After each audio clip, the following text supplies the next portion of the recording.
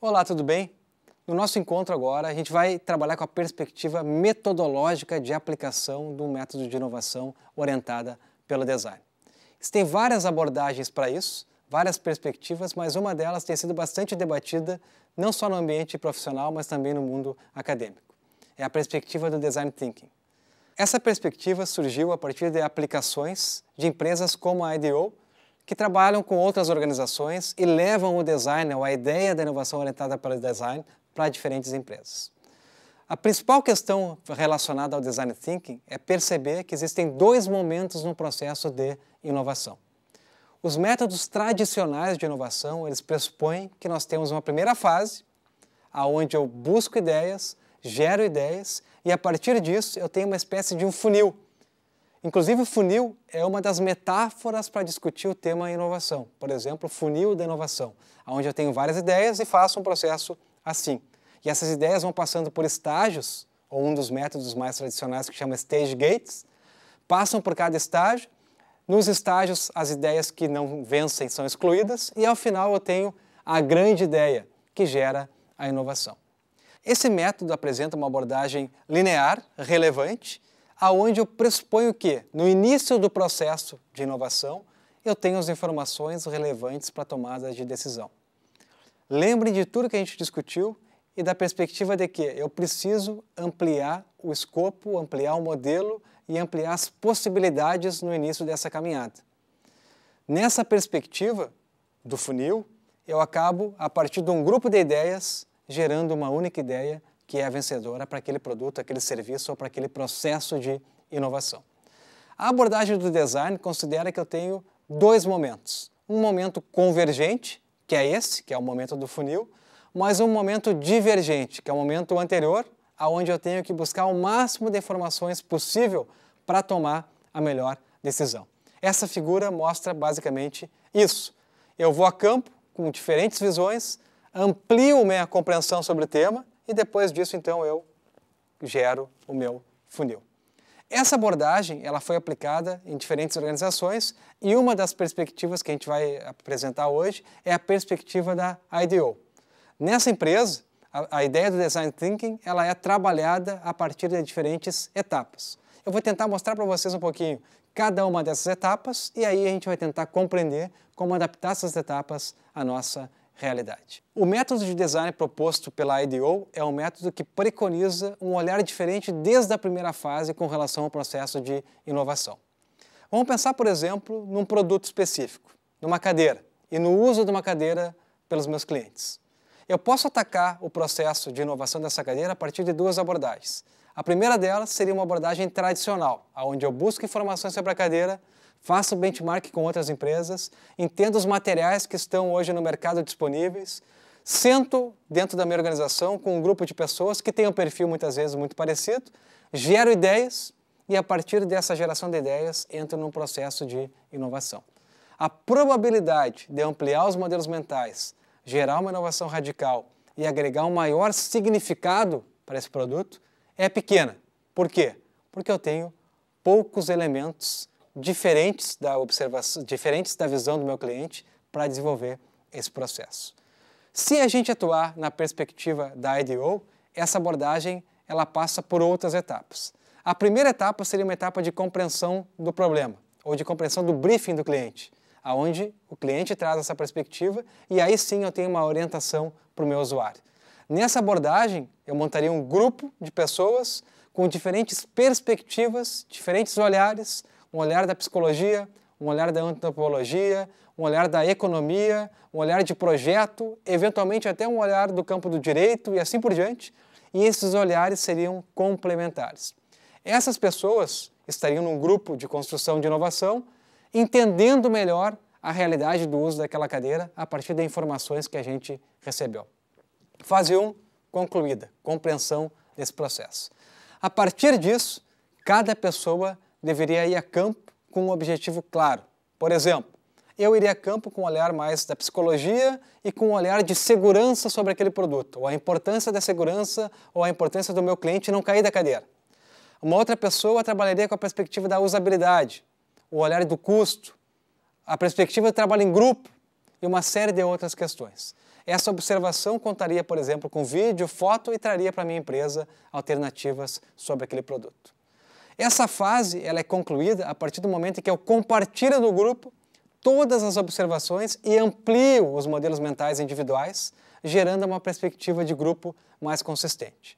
Depois disso, eu tenho um processo de visualização, aonde nos grupos de trabalho a gente poderia gerar os primeiros protótipos ou as primeiras ideias para dar conta daquela atividade de inovação. Então pensem o seguinte, entendi o problema, compreendi, fui a campo, observei e agora eu vou gerar ideias.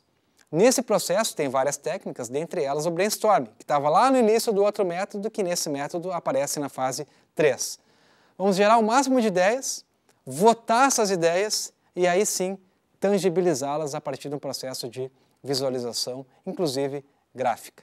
Essa fase, pessoal, é uma fase muito rica, por quê? Porque a partir da ampliação dos modelos mentais, as ideias elas vão se ampliar também bastante. Depois disso, aí vem uma fase mais tradicional. Vejam bem, a gente abriu o processo e agora vai afunilar. Vem uma fase de avaliação das melhores ideias, aí é importante ter protótipos muitas vezes físicos, né? E ao final, depois de uma avaliação e aprimoramento, melhoria, eu gero a implementação daquela ideia vencedora. Qual é o desafio e qual é o segredo do método orientado pelo design como esse? O grande desafio é nas fases iniciais ampliar a compreensão sobre o problema. O grande desafio é nas fases iniciais ampliar os nossos modelos mentais.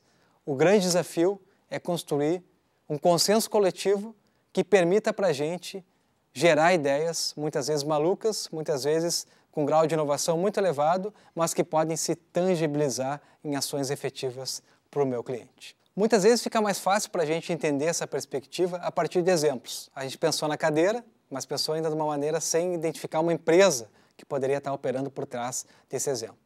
Pensem numa outra lógica agora, pensem no mercado de bicicletas. Historicamente, o mercado de bicicleta, quando eu era guri, tinha uma máxima que era o não esqueça a minha Caloi. Essa máxima, todas as crianças durante o Natal entregavam para o Papai Noel lá o folhetinho para esperar a bicicleta no Natal. E era fácil a perspectiva da bicicleta. A bicicleta não estragava, não precisava usar capacete, essas roupas que tem hoje, nada. A partir da evolução do mercado, a ideia do ciclismo ganhou uma complexidade muito maior. Hoje, andar de bicicleta remete para uma roupa diferente, um capacete diferente, uma questão de segurança distinta e virou quase uma relação profissional. Essa perspectiva está presente na maioria dos players do mercado das bicicletas.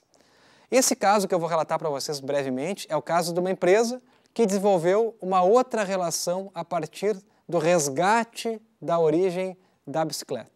Essa empresa foi a Shimano, que era conhecida por câmbios, os câmbios Shimano, e que nessa perspectiva desenhou um processo distinto de relacionamento, então, com os clientes que não andam de bicicleta. Se essa empresa chegasse numa empresa tradicional de inovação, solicitando uma consultoria para desenvolver um novo produto, provavelmente nós teríamos melhorias no tipo de roupa, de capacete ou até mesmo na bicicleta e, eventualmente, na experiência do meu usuário dessa bicicleta.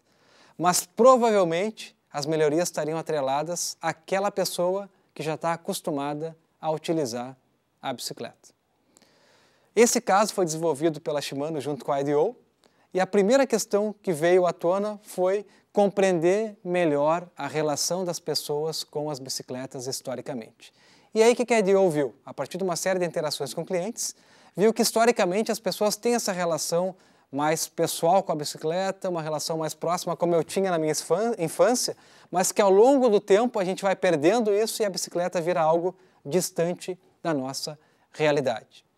Com essa compreensão, foram a campo também e observaram o uso ou as bicicletas que existem hoje no mercado. E chegaram numa perspectiva. Hoje é muito mais complicado utilizar uma bicicleta e as pessoas se distanciaram disso por várias questões. Segurança, a facilidade de uso, funcionalidade e outras tantas. Só que, se a gente perguntar para cada um de vocês, se vocês gostam de andar de bicicleta, certamente a gente tem esse interesse. Então, o que eles desenvolveram? Eles desenvolveram um conceito de retomada dessa relação. Eles desenvolveram um conceito que simplifica a ideia da bicicleta, como vocês podem ver nessa imagem, né? Simplifica todo o processo, inclusive do produto. O freio, nesse caso ali, é um freio no pedal, não tenho nada no guidão da bicicleta, e a bicicleta ela tem uma simplicidade, inclusive, de troca do pneu e de outras questões e acessórios que possam compor esse equipamento. Além disso, o conceito é um conceito de bem-estar, que está retratado não só na bicicleta, como nas lojas, como vocês podem ver aí. A ideia do bem-estar e da relação histórica da gente com algo que faz bem para a vida e remete para um outro significado. Esse caso, pessoal, ele traz para a gente a seguinte divisão. Um processo de inovação pode ser desenvolvido para melhorar um produto e gerar um maior valor para o meu cliente. Isso é válido? Sem dúvida nenhuma é válido e boa parte das organizações trabalha nessa perspectiva. A outra forma seria eu gerar novos significados, não só para esses clientes, mas eventualmente para novos clientes. Como, por exemplo, Schumpeter dizia, a gente já falou, gerar novos mercados. Nesse caso da orientação do design, o que foi feito foi justamente isso. Gerar um novo significado, uma retomada de uma perspectiva de relacionamento para que mais pessoas utilizassem o mesmo produto. Esse é um caso importante e um caso clássico para que a gente perceba o uso do método de design ou a orientação do design para gerar um processo de inovação. Se vocês tiverem interesse em entrar em mais detalhes no caso, podem acessar o site que está colocado aí na tela e buscar mais informações para entender passo a passo como a IDEO desenvolveu esse processo. Nesse encontro, a gente trabalhou a perspectiva metodológica da inovação orientada pelo design. Eu optei por apresentar para vocês o método desenvolvido por uma empresa, a IDEO, mas se vocês buscarem na internet outras organizações, a partir do texto Design Thinking ou a partir da inovação orientada pelo design, certamente vão encontrar várias possibilidades. O que é importante que fique para cada um? A perspectiva metodológica. A inovação orientada pelo design trabalha na ideia de, primeiro, divergência, primeiro ampliar a compreensão sobre uma realidade e depois convergência, depois afunilar para a tomada de decisão. Esse é o ponto fundamental e que diferencia um método tradicional de inovação do método orientado pelo design. Bom, então o nosso encontro termina aqui. Eu espero que vocês, a partir de agora, pesquisem bastante sobre o tema, entendam bastante sobre a inovação orientada pelo design, busquem outros cases, bons estudos e até mais.